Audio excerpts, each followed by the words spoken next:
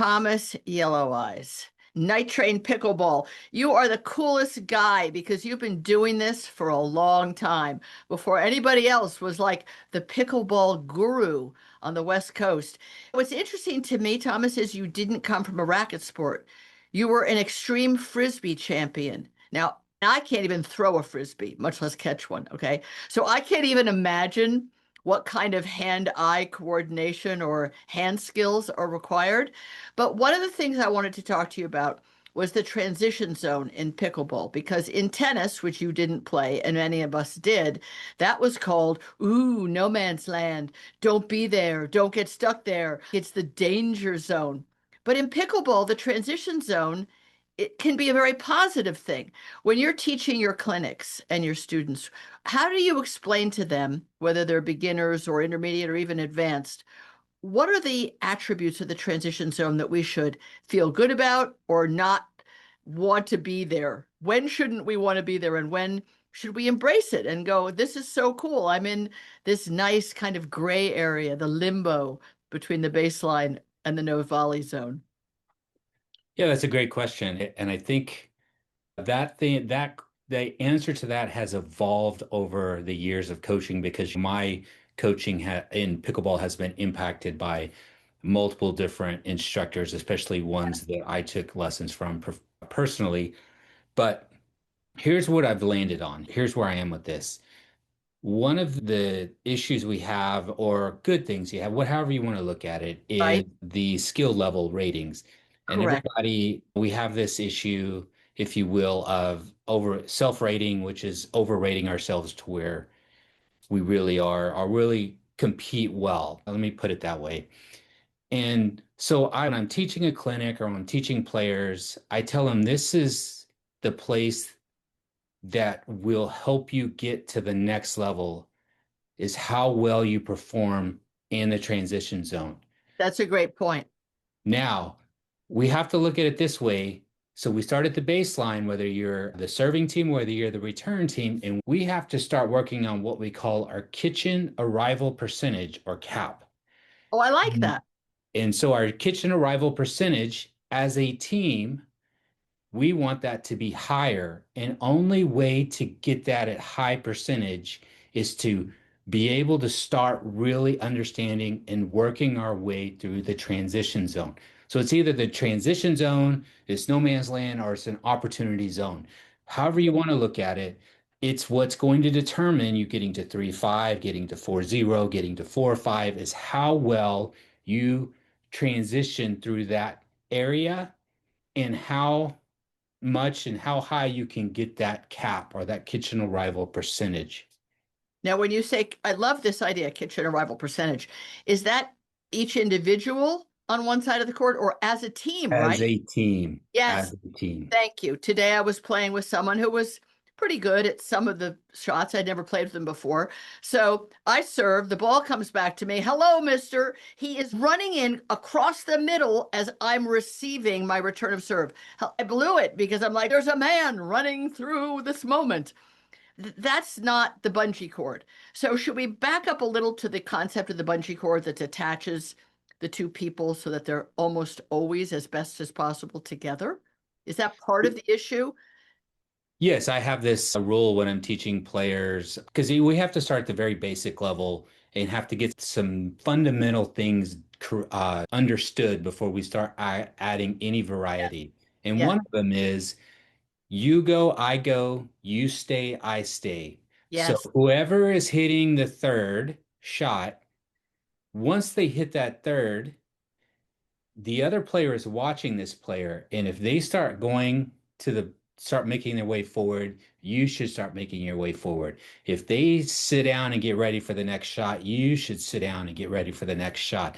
So the person who's hitting the ball is determining when they move. Now that's going to happen. So one person may be hitting the third and get a few steps in, and the ball comes to the other person, and they're going to hit the fifth, and now they're determining when to move. Yeah. So this is Yeah. totally a team we're part of the communication. We're learning to play as a team and not as just a rogue, whatever we want to do. Right. Two people playing singles. I think that's one of Exactly. the ways the transition zone can bite people in the fanny is that it makes this huge gap. One's up or on their way up, and the other one hasn't. And now there's this huge gap, and you just get burned and burned, and somebody thinks, wow, the other people are great. But if you're on the side where you're separated from your teammate, you think, we gave them that opportunity because the transition zone is a place that you need to work your way through. You don't blast your way through. You can once in a while, but isn't it a place where points are won or lost and people don't appreciate that enough? It's absolutely that's where the you know if you're leveling up or not is how well you're working your way through the transition zone. And it's really a confidence builder. The days of see ball, hit ball, we Yes. have to start getting past that because that makes getting to the transition zone harder. So we have to start actually working on hitting shots and asking ourselves, when I hit the shot, what do I expect to happen? And when you start doing that, it starts making it a huge confidence builder as you work through the transition zone. And also it's a confidence builder for your team because now the player you're playing with, your partner can start trusting that you're not only going to hit a good shot, you're going to start making more of the right shot, making more of the right choices through that. And I'm going to tell you a lot of times that's just going to be a drop. We're finding the kitchen. We're Yes. finding the no volley zone to safely move towards the kitchen line or the no volley zone line. So you have a teammate who not only drives the third shot, which is not always wrong, but there's a danger to it because the harder you hit it, the sooner and harder it could easily come back at either of you. So, as you said, if you're going to do that, you better be prepared for what's coming back. But if you're hitting a third shot drop, isn't the whole point of the third shot drop is to help you through this kind of valley of landmines, if you will, which is the transition zone. Otherwise, you're setting up the landmines yourself. If you can get yourself through it without being a target, without being a person who can be hit and injured, right? I'm going to punish you for doing that. Then now you're up at the no volley zone. Now it's a whole nother set of questions and concerns. But it seems to me the transition zone is a place that people don't respect. They think, oh, that's just those 2 or 3 or 4 steps between the baseline and the kitchen. It doesn't really matter. I just got to get through it. It's almost like running through barbed wire. That's why the bounce is so important. You have to get the bounce in the no volley zone because you're forcing the team now to hit up on the ball instead of floating a ball and now they get to hit down. One of the hardest shots to Oh. defend is a ball that's at your feet. And the more you bounce the ball, the harder you make it for that team to hit the ball at your feet. And the more likely they're going to overhit it and hit it out, which then comes to the whole nother topic, out balls. But for our intents and purposes, as long as you're forcing them to play it off the bounce, they are going to be hitting up and it's going to make it harder to hit you in the feet. So you hit it hard or even medium, but not as a drop. And now you've given them what sometimes is called a meatball because it's anywhere above the net.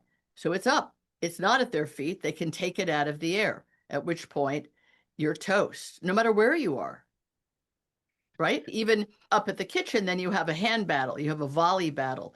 But if you're in the transition zone, where is their best place to put it? At your feet. No, I agree. A good drop really is the one that they catch below the net, and I said we want it to bounce. That's always the goal. But if they're catching the ball out of the air, but it's below the net, that's still a good drop. That's still a shot that you can move forward on because they still have to hit up to get it back over the net. But and again, it goes back to that player that drives. I get these players in lessons and in clinics sometimes, or even when I'm playing and I see a coachable opportunity. I definitely one of the things I've learned in all of my years of playing is I don't coach. It's what I get paid to do. So Right. I don't coach. I just play and I let everybody play and do their thing. But when the opportunity arises, whether it's in a lesson, a clinic, or even in a rec play, and somebody asks me, I just simply say, hey, what are you expecting to happen from that drive? What are you wanting to happen? And when they answer, I'm just hitting it. Right. And I go, well, I think you have your answer. I think you're hitting this ball and then you're not prepared for what's going to come back. So when you Mhm. start asking yourself, what am I expecting from this shot? It makes it so much easier to play the next ball or makes your team, at least your team can expect what the ball that's going to come back and be playable. And of course, if it's a really good player, it may come back differently, but then you've learned something. Don't hit the drive to that person or to Right, that right. spot. I think one of the things that is coming out a lot in doing Pickleball Obsession is all of you coaches are saying, what was your intention there? And what ball do you think will come back? Or what ball are you hoping will come back because you're prepared for it? And I think most of us rec players were like, wow, I hit a really great shot. It's what? It's not like a great shot in a vacuum. Which shot did you hit? When? Where? And what did you want to happen? A lot of times people, I don't know if this is true on the West Coast, but in the kind of capital district of New York, the number of people who just claim they're 4-0. Now, maybe they played in a league and maybe there was some duper thing that went on. God, I hate duper. And so they somehow, because they played in a 4-0 league and they didn't lose, now they're a 4-0 out of the blue without any underpinning of knowing why they're doing what they're doing. So they come on the court in rec play and they just hit the ball. And they're not bangers per se, but they're hitting hard balls in the transition zone, for example, from the transition zone without understanding that they put themselves and their partner in jeopardy. So, how do we get that idea across? Well, of course, we'd like them to take clinics and lessons or go to Right. pickleball camp. We would. And I think there's some great players who would actually know what they were doing and why they were really good if they took a few lessons. You've got two accreditations. You're accredited by IPTPA, which is our partner now on Pickleball Obsession, which is a really exciting and proud moment for me because they are the global standard in I think 67 countries. They're accrediting coaches. They're all over Malaysia, Asia, you name the country, it's out there. And you're also PPR. So you're that guy that says, I'm going to get accredited by whoever will give me accreditation because I can learn something from it. Is that why you did it? Yeah, no, absolutely. So I think at the time when I got those certifications, there were some places that accepted one but didn't accept the other. And so I got Right. both of them and now they're kind of universal, which is great. I'm also a certified ratings instructor through IPTPA, and then I'm currently working on my duper rating certification as well. And the way I look at all those now is what is the ROI on this certification? If there isn't an ROI, then why am I doing it? Because the ones I have are already Yes. accepted. So why Yes. would I spend more money and then spend money each week to continue to up this one if it's not going to produce the ROI that's intended from that certification? So what you've just explained is that even as a professional, you have a goal in what you're doing. Just like we as rec players, fun players, should have a goal in what we're doing. We should have an intention. We should look for an outcome. You can't just say, "Oh, I just hit the ball," or "Oh, I wanted to win the point." You're not going to probably win the point on the third shot. If you're playing against good people, they say the better the players, a point should have a dozen shots, or I don't know how many. There's some magic number, but it's not three, right? That's a rare time where you have a put away, but it's rare. So I guess the idea of knowing what you're doing and why you're doing it mentally could be a little more challenging than just, hey, I'm going to get the ball. I'm going to hit it harder. I'm going to hit at that guy or this girl, or there's no real plan to it. Once you get your brain engaged, I think it's what makes pickleball great. It is a chess match, right? A very fast Absolutely. You know, match. when you're in that transition zone, I like to teach, and I'm actually going to put out some videos soon Oh, of good. We'll this link to them. We'd love to have them. about the when you're looking at a player and you go from the bottom of the foot to the knee, that's red. Yep. From the knee to the hip, that's yellow. And then from hip above is green. And those are all zones. And Yes. all of those zones matter at different parts of the court. And in the Yes. transition zone, if a ball is in the red zone, you should not be driving that ball. If Thank that you. ball is in the yellow zone, it's very situational, but if there's any question, you should just be dropping it. If Right. that ball is in the green, then yes, it's definitely something. But in that case, it's more about placement than it is power, because Right. the closer you start getting to the net, the harder it is to dig that ball out, the more they get it down. So just driving it isn't going to give you the same result as a wonderful low angled like a drip, a drive Drip, drop. absolutely. Yes. Thomas Yelloweyes, this is so great. I just want everyone to know that the Transition zone is not no man's land. This is not tennis. Don't think of it that way. Embrace it, use it, and respect it. Thanks so much, Thomas. Look forward to talking to you again soon. Thank you.